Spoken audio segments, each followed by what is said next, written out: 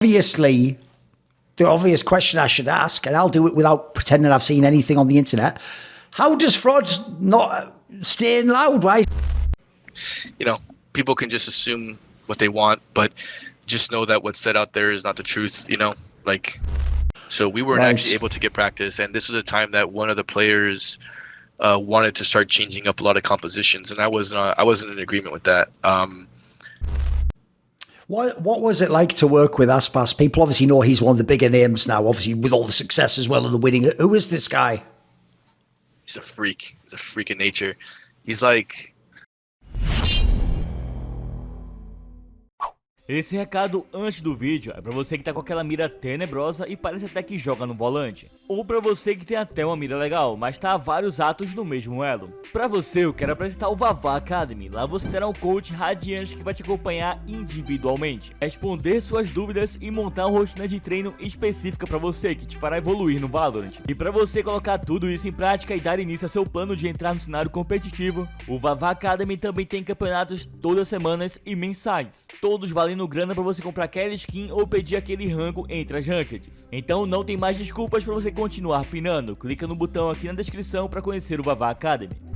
Fala galera, tudo bem com vocês? O Frod começou a auxiliar a Loud ainda em 2022, na campanha da equipe do título do Valorant Champions, onde na ocasião vários membros da equipe vieram a público agradecer ao Frod pela ajuda no título. No ano seguinte, ele assumiu oficialmente o posto de coach da Loud, onde eles foram vice-campeões do Loquim, campeões do VST Américas e terceiro lugar no Valorant Champions. Porém, no final de 2023, o coach acabou saindo da Loud, e um dos principais motivos apontados para a sua saída da equipe foi o fator do idioma, já que apesar de falar um portunhol, o Frod não é brasileiro. E recentemente, o Frod participou do podcast do jornalista Torin, e falou bastante sobre sua saída da Loud e como era o ambiente por lá, e separamos alguns trechos para conferirmos. Obviously, the obvious question I should ask, and I'll do it without pretending I've seen anything on the internet.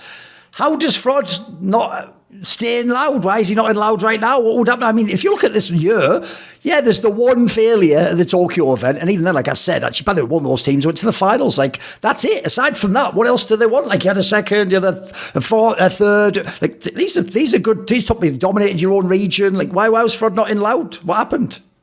Yeah, well, I mean, I guess what was said out there is our cultures are different and my language isn't so great, but I disagree with that. But that's okay. I mean, nothing's ever going to be perfect there. You know, like I said earlier, I don't think there's a single Brazilian person that has spoken with me that has said that they don't understand me. They understand everything I say. And when you go to a Cuban restaurant, you're going to order white rice and black beans with meat. When you go to a restaurant in Sao Paulo, you're going to get white rice, beans, and meat. Like, our cultures are very similar. So, you know, it is what it is. Maybe just a different way they're looking to go, but it's no problem. I don't, you know, people can just assume what they want, but just know that what's said out there is not the truth, you know? Like, if the culture was so different, if my language was so bad, I wouldn't be on the team I'm on now, right? So, I feel confident in being able to speak the language and be able to express myself.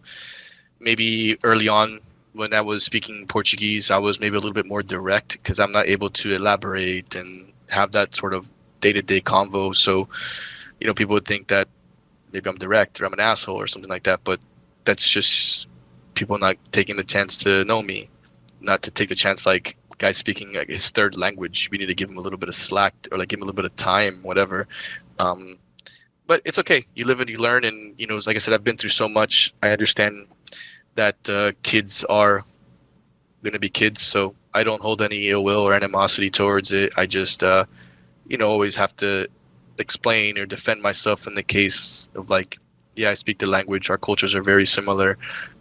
So whatever is out there, don't necessarily believe all that. And at the same time, I have nothing but respect and love for those guys, like the organization as well as the staff, the owners. They've treated me so kindly, the fans, everybody, that you never know. But at the same time, for now, it's not possible, you know. When you guys went to the Tokyo Masters, people were very shocked because you guys just got bounced straight out the playoffs. But I will say, if you look back now, it doesn't even look as bad on paper as it seemed. Like, one, turned out Evil Jesus was pretty good. I think everyone knows that now. And they were your first round opponent. And then the lower bracket one, even that one, like, mate, when I had Sean Gayes on, he was raving about those EDG players. He was like some. He said like some of them have like that Can guy. He said it's like probably the most mechanical player in the fucking game. Like, you kind of also got ambushed a bit at this tournament, right? Hey, it was a lot of things.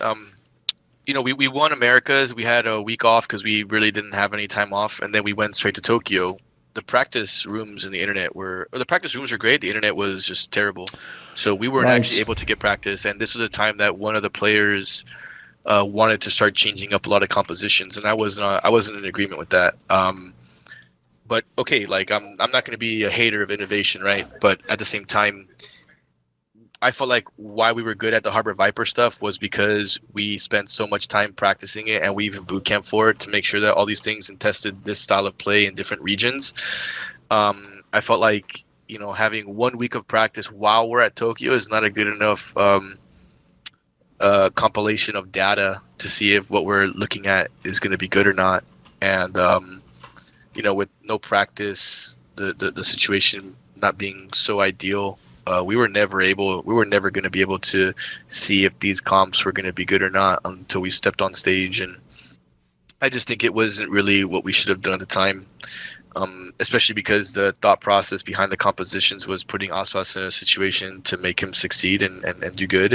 And I thought that some of the new compositions did not have that in mind, just having him play different agents that did not necessarily make sense just because it was perceived as meta. I think what a lot of people don't understand is when you make meta, you make it, man. You don't copy it. You don't take inspiration from another team like that. You can't just sit there and say, oh, Cloud9 plays this agent, so it's good. It's like, at that point, you're copying. You're not innovating. If you want to innovate, you focus on yourself first. And at the end of the day, maybe it might copy some other team's composition, but you're at least putting yourself in there first. And that's how you're trying to invent and trying to cater. But if you're just taking something from someone else and saying like, oh, this agent's played on this map, it's good. Like at that point, you're just like the lazy man, just copy pasting. You're not the one that's writing the book. You get me? So I think that's where we kind of, and we, it kind of bled in a little bit more to champs too. But in between Tokyo and champions, we probably had a good month, and we had that 2 or 3 week LA boot camp where we were able to really practice some stuff, and we kind of came to some compositions that were a little bit better. But I wasn't, again, I was really more about like, man, this Harbor Viper stuff is really like what we're good at, what we spent so much time on, and it's such a unique composition that if you don't play against it, you don't understand how to play against it. Right. So, and I had this mindset, and I refused to scrim against any franchise teams. I had like a perma ban. Like, I don't want to play any franchise team. I don't want to give you any idea what it's like to play against my team and my composition until it's live on stage. So we refused to scrim any franchise team and give them any idea of what we were doing. So I wanted to make sure that we kept that on our side, that element of the surprise, like against Fnatic and stuff like that. It's like, if you want to beat us, you're going to have to lose. In order to learn to beat us, you're going to have to lose to us first. And I felt like that was part of the strength of that composition, is it was kind of annoying as how to play. And then other teams who tried to copy us never understood what and why.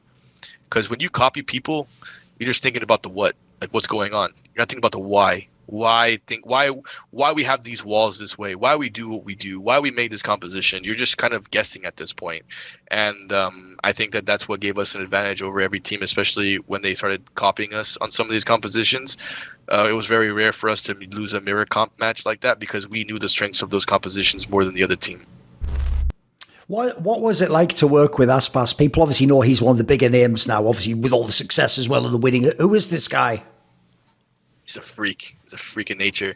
He's like, what we say is like, he's like a blessed player. He reminds me a lot of myself in that sense. It's like people, for whatever reason, miss all their bullets in his back. You know what I'm saying? Like, he's the kind of guy that he jumps and a random bullet will find a head. He kind of has that sort of level of luck, and just dealing with him, super smart guy, kind of has that mindset of like Ye, for example, where they're extremely intelligent, and they don't speak as much. But if you can find a way to draw that genius out, you know that you're onto something. And I think that over time he was able to respect me as a person, not for who I am, Fraud or whatever. I don't. Maybe he still doesn't know to this day a lot of that information about me, but we're really good friends to this day because we speak the same language when it comes to how we approach the game. So it was super easy to work with someone like him, and seeing stuff like just dealing with we have like psychologists and stuff like that nowadays. Guys like him can like get into that flow state and just autopilot, headshot everything, and he can get into that kind of flow state mindset often, very frequent, all that stuff. So he's just a freak in the best way. You know what I'm saying? Like, and that's kind of part of a little bit I felt about myself when I played, because I knew I was a very talented player, but I just had that little element of luck sometimes. That little, that's that luck. Yeah, the luck on my side. Just I shoot a random bullet through a wall and someone dies. Right? Like he's got that level, but like times 10. Just the best, one of the best talented ever since Zet. I would say Aspas is number 2, and if not, I would put them equally up there. Haven't seen Aspas dominate different games, but we did in the off season. Play a little bit of CS and stuff like that, and the guy's like dropping 30 kills in CS. Okay. Like, what the hell? Like he's just a talent. This guy will headshot. He doesn't know how to like ask for a flashbang, Sure. but he will drop 30. It's very simple.